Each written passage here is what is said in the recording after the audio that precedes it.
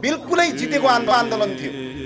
देशको प्रधानमन्त्री भागिरहेको थियो, देशको गृहमन्त्रीले राजीनामा दिइसक्नु भएको थियो, मन्त्रीहरूले भक्काभक राजीनामा दिने चलन आइसकेका थियो, राष्ट्रपति पनि कुन्दुलोमा लुक्यो, अत्तो पत्तो थिएन।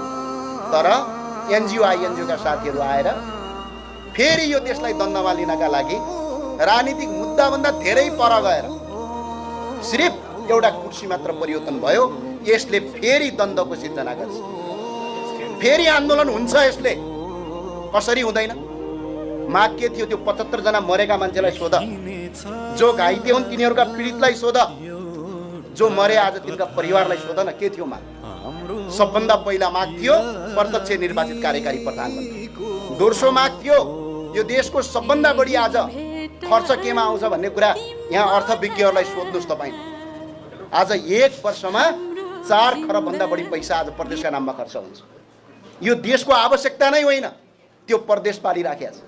हुँदा हुँदा त मलाई अचम्म के लाग्यो भने त्यो राजनीतिक वार्ता गर्न गएका साथीहरूले राजनीतिक ज्ञानको कमीले गर्दा आज यो सफलताको सिडी चढ्न सकिएन। अब प्रतिनिधि सभा विघटन गरेछ, राष्ट्रिय सभा चाहिँ जीवित राखेको छ। ल हेर्नुहोस् त, यो के गरे आयो?